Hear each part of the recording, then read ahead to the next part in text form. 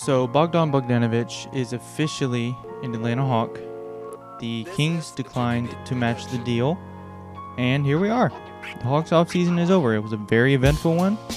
They got Gallinari, Bogdanovic, Chris Dunn, Rajon Rondo, Solomon Hill for a locker room presence guy. And I think all around, this is a really good offseason for them. They got Okongwu in the draft also. But I'm here to talk about their playoff aspirations because I think they're a real thing. I think a lot of people are realizing that this Hawks team most definitely has potential to make the playoffs in the East. And a big reason for that is that out of all the playoff contending teams in the East, they have by far and away the best player in Trae Young, obviously. I mean, because Charlotte's best player is Gordon Hayward, I think. Detroit's best player is Blake Griffin when healthy. And who else is there? Chicago, Zach LaVine, Lauri Markkanen. It depends on a night-to-night basis, I guess. Trae Young is better than all those guys. He's better than all of them. Say what you want about his defense. Maybe having Bogdanovic, maybe having other people to push him off ball and, make him run around screens, do all that kind of stuff. Maybe that will give him more energy on defense.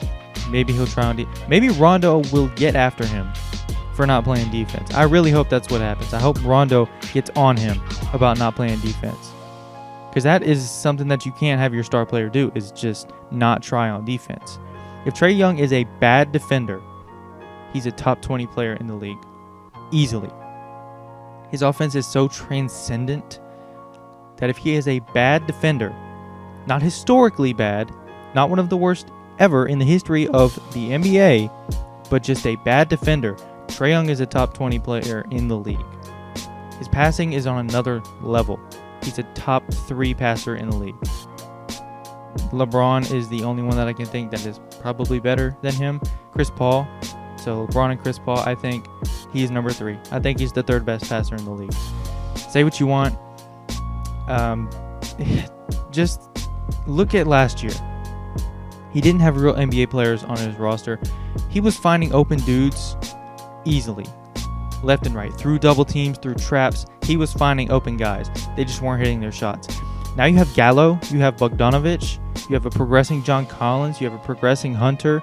Herter has the potential to be a sharpshooter in this league, possibly one of the best 6th man. I mean, those guys are going to hit shots. Those guys are going to hit shots when Trae Young passes them the ball. They're also going to pass Trae the ball. They're going to get Trae open looks. They're going to get Trae coming around screens. Maybe he's going to get a rim. And then Trae Young gets to do all the Trae Young stuff, collapsing the defense, hitting floaters, playing with the defense. I mean, Trae Young is just going to do Trae Young things. And you've surrounded him with Clint Capella, Hunter, Reddish.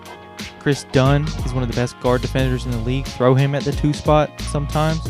If you're playing the Blazers, put him on Dame, and then just let CJ cook Trae. They have defenders on this roster, and even in Cam Reddish's rookie year, he was a good defender. Hunter was an okay defender. A little slow-footed, didn't really guard threes as well as I expected him to, but it's whatever. Clint Capella's a good defender, and then you got Okongwu in the draft, who's supposed to be a really good defender. He's a rookie, though, so I don't know how much we're going to expect from him.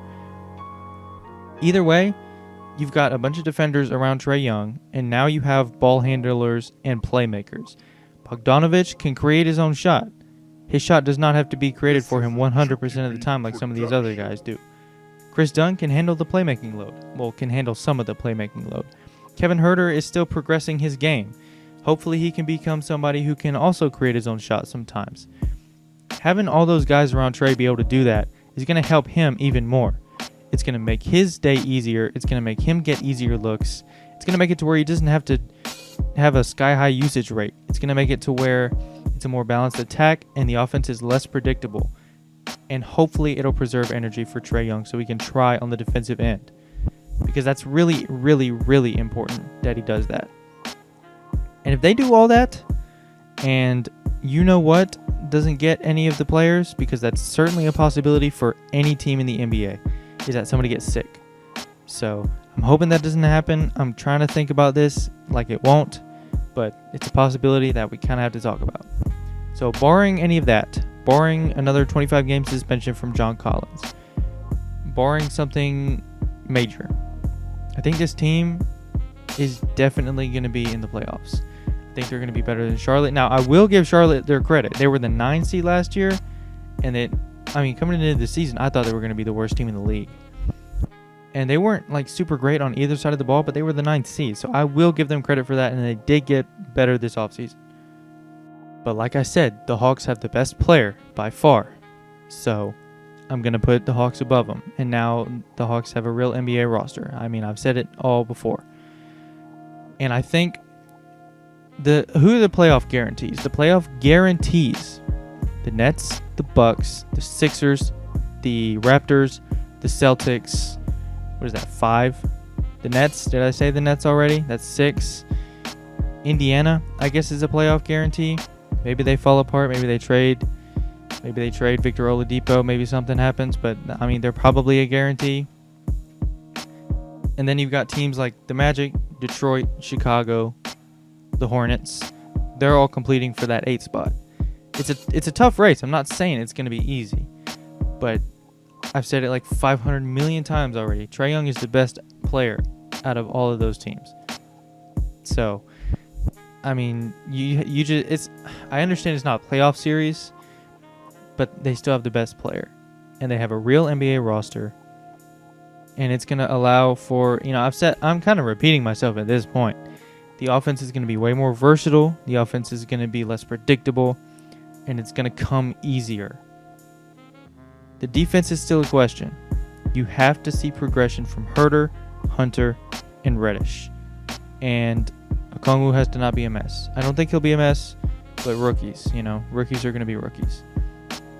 So basically, I think the Hawks are going to be in the playoffs. And I think Trae Young, if he gets better on defense, if he plays more off ball, if things are just easier for Trae Young, the Hawks are going to go far.